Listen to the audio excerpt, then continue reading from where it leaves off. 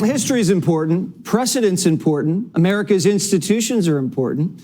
We need to study these things. We need to respect them. There's symbols all across the country to remind us of the men who made this country great. It drives me crazy when these young libs tear down things like that.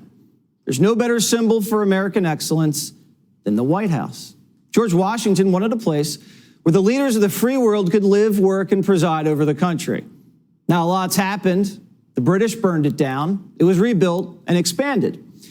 But through all of that, every president who lived in the White House respected it. They understood its importance and how sacred it was. Until now.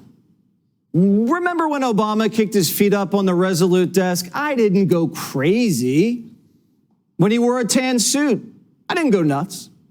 Obama even invited Snoop to the White House, who lit one up in the bathroom. Boom. Next thing I do is pull that thing out my sock.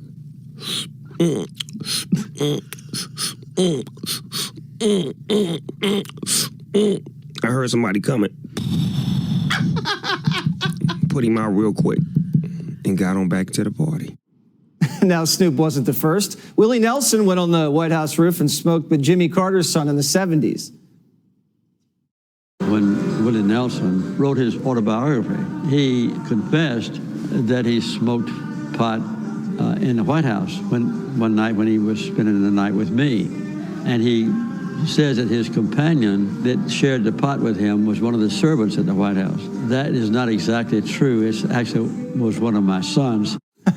Now, Bill Clinton picked up where JFK left off, and let's just say took some risks in the People's House. I did not have sexual relations with that woman. But at least Clinton kept things behind closed doors. Now, we knew Joe Biden liked to skinny dip in front of the Secret Service agents when he was VP, but this weekend, Joe Biden let it all hang out on the South Lawn. He threw a big gay pride party at the White House, and they freed the nip. Welcome to the White House. Thank you. Happy Pride Month. Happy Pride Year. Happy Pride Life. Can we take a little video? Hi, Mr. President. It is an honor. Trans rights are human rights. Oh, it's a video. Oh, it's a video.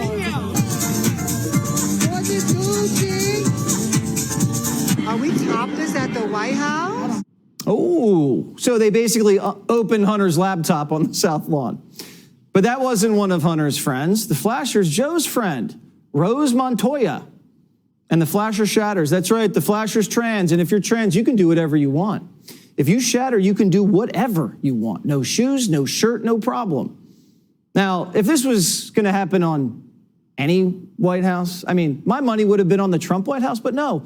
The trans Flasher happened on Biden's watch. Now, who put together the guest list? Was it the same people who vetted the guys we flew out of Afghanistan?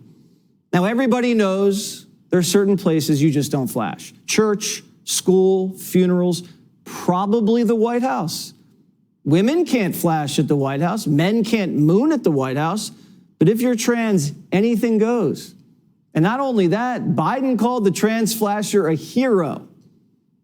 We all talk about courage.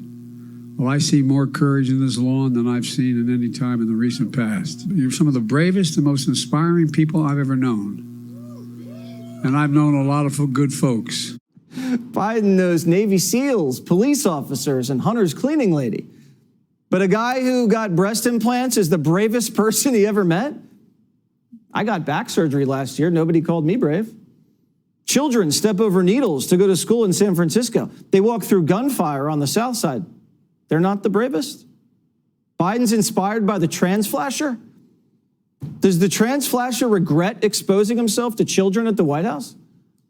First of all, going topless in Washington, D.C. is legal.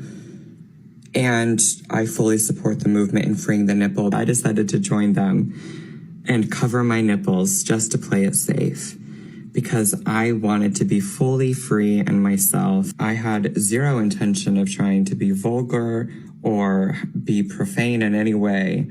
I was simply living in joy. Trans flasher, it's fine. There's no rules in this administration. There's no border. There's no debt limit. There's no inflation.